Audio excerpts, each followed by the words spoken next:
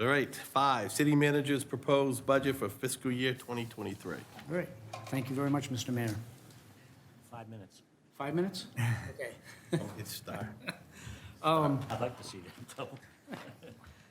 Mr. Mayor and City Council, I'm pleased to present to you my proposed fiscal year 2023 operating budget, as well as my proposed fiscal year 2023 capital improvements budget. The school board's proposed budgets have also been incorporated into what you'll be presented this evening. The combined city and school department budgets comply with the tax cap provisions as stipulated in the city charter.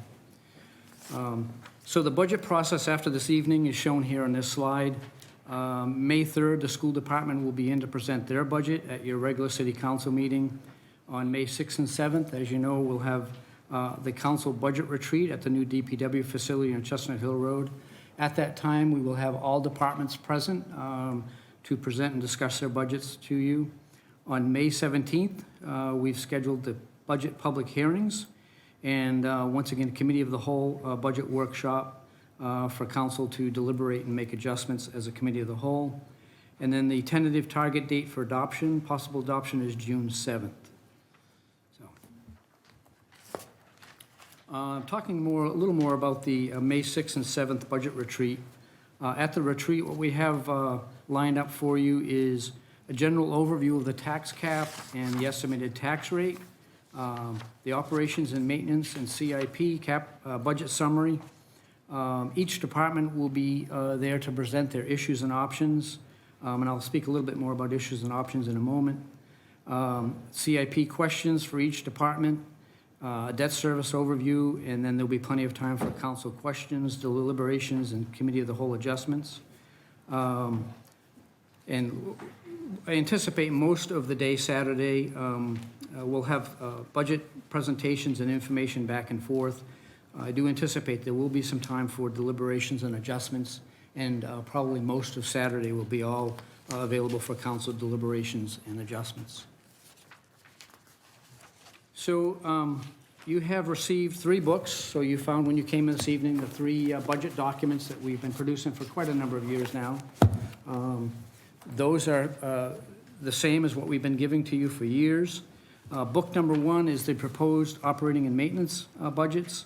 It identifies all city departments' O&M budgets. Book number 2 is proposed issues and options, we call I&O. That identifies all department requests over 2%, as well as new positions or upgraded positions and various specific initiatives. So as we've done for several years, I have limited the departments in their O&M budgets to 2% and asked them to codify for you in the issues and options documents anything that's over and above that 2% limit, as well as new positions and adjusted positions. So book number 3 is the capital improvements projects CIP budget. Once again, we have a 6-year CIP plan. Only the FY23 year that's in that book is included in the proposed budget. So as I mentioned, I limited departments to no more than 2% increase in the operating budgets, and anything over and above that is codified in the issues and options statements. That's in your issues and options book.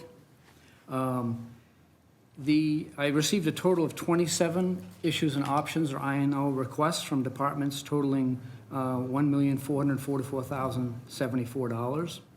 I've included 18 of those in my proposed budget to you. Those 18 total $718,183. And I excluded 9 of those totaling $725,891. And if you look in the front pages of your issues and options books, those are all summarized. And it's clearly noted in there which ones are included in my budget and which ones have been excluded. Here's a list on this slide of what I've included, the issues and options that I've included. There are 2 major groups of issues and options that I just want to point out tonight, but there'll be additional information at the budget retreat. The 2 items for fire, and then there's several items under public buildings, public works, water, and sewer. There's 2 major budget policy initiatives, and once again, those account for about 51% of the included issues and options that I've included here.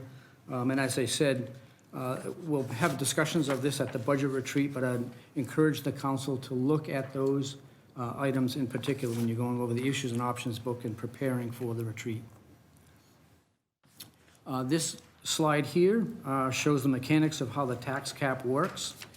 So you can see here the fiscal year 2022 tax effort. So that's the current fiscal year's tax effort that we were allowed under the tax cap.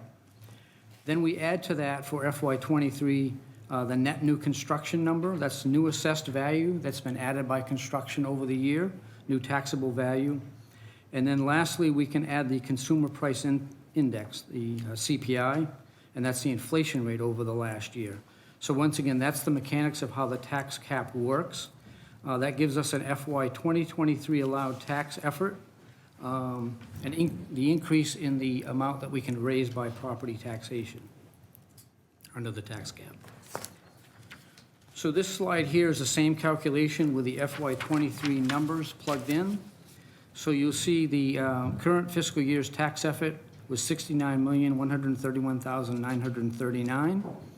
The net new construction increase allowed under the tax cap calculation is $1,686,523, or 2.4% increase. And then the inflation factor, the CPI, is $3,249,920, which is 4.7%. So the total increase allowed under the tax cap is $4,935,724, or 7.13%. So the breakdown of the property tax cap adjustments are shown here.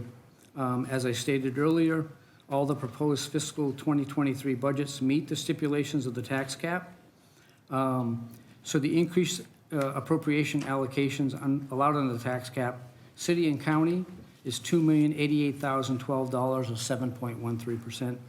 The schools, $2,847,712, once again at 7.13%, for that total that I shared with you in the previous slide of $4,935,724.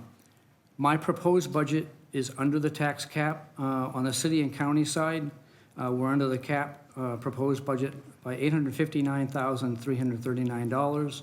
The proposed school budget is $7,100 above the cap. So this slide shows a summary of the year-over-year changes from the current fiscal year approved budget compared to the proposed fiscal year budget that I have before you. Just a note, veterans credits are a non-operating expense but needs to be raised by property taxes because it's a direct credit on property tax bills. The tax overlay covers potential property tax abatements and also needs to be raised by property taxes. So you'll see here that under the proposed budget, city operations are at $38,838,989, which is an increase of $1,678,542, or an increase of 4.52%. School operations proposed at $72,246,585, which is a $2,044,852 increase, or 2.91%. County taxes at $7,254,738, which is an increase of $333,397, or 4.82%. Enterprise and special revenue funds proposed at $26,628,314, which is an increase of $3,106,267, or 13.21%. And once again, we'll have more detail on that at the budget retreat. Then veterans credits and overlay proposed at $1,044,625, which is an increase of $19,500, or 1.9%.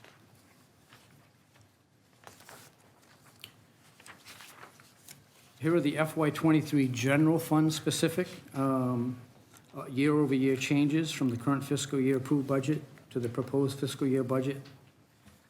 So you'll see on the city side for general fund operations proposed is $31,052,680, which is an increase of $1,125,459, or 3.76%. County taxes proposed at $7,254,738, which is an increase of $333,397, or 4.82%. Debt service is proposed at $4,493,059, which is an increase of $346,517, or 8.36%. And we'll have a specific debt service presentation again this year. That'll be during the budget retreat.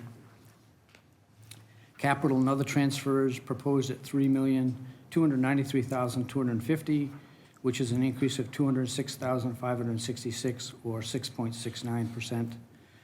The tax overlay is flat at $350,000 proposed, and then the veterans credits are proposed at $694,625, which is an increase of $19,500, or 2.89%.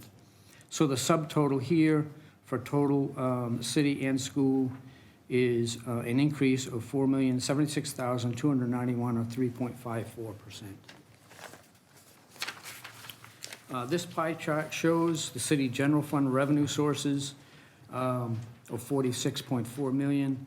I'd just like to point out here the two largest non-property tax revenues that we have. You'll see that host community fees at 6.46% and motor vehicle permits at 10.77%. School revenue sources. This pie chart shows a detailed breakdown of the revenues that support the school side of the general fund. As I mentioned, the school department will be in on May 3rd at your regular council meeting, and they can provide more details on their revenues and expenses. So here, based upon my proposed budget, here are the estimated tax rate impacts. So you can see the city rate is estimated at $8.17, which is a 28-cent increase. The county is estimated at $2.55, which is a 4-cent increase. The local school rate is estimated at 13.71, which is a $1.30 increase. And the statewide education property tax, or the state school portion, is estimated at $1.37, which is a 47-cent decrease. So just for note, combined school rate is an 83% increase when you combine those two school rates. That gives us a total estimated tax rate of $25.80. Here are the numbers for the funds other than the general fund, enterprise and special revenue. You can see city grants and other special revenues proposed at $297,641. That's an increase of $190,641, or 178.17%. Tax increment financing funds proposed at $1,335,630, which is an increase of $110,907, or 9.06%. School grants and special revenue funds proposed at $6,315,000, or an increase of $945,000, or 17.6%. Water fund proposed at $7,686,468, which is an increase of $572,713, or 8.05%. Sewer fund proposed at $9,620,843, an increase of $1,268,009, or 15.18%. Arena special revenue proposed at $431,661, which is a decrease of $1,551. And then finally, the community center, which is a special revenue fund, proposed at $941,071, which is an increase of $20,548, or 2.23%. Here are the numbers for the specific to our capital budgets. Under the capital improvements plan, for FY23, city proposes $8,724,250, an increase of $1,149,066.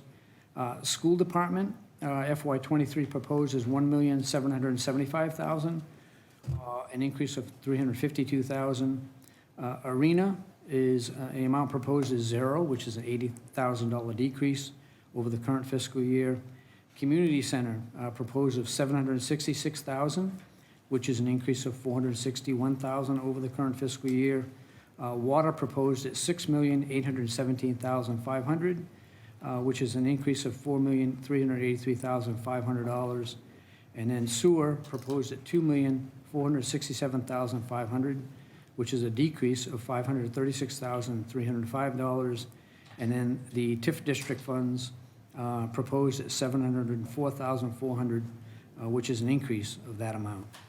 So those are the capital improvements budgets. So just in closing, through the last several budget cycles, the city of Rochester has maintained its sound fiscal health without a loss of services and without significant increases in property taxes. The proposed fiscal year 2023 budget continues along these trends. I look forward to working with you, city and school staff, and the citizens of Rochester for another year of change, challenge, and opportunity. And on behalf of all city departments and the school department, we look forward to working with the city council to review the fiscal year 2023 budget.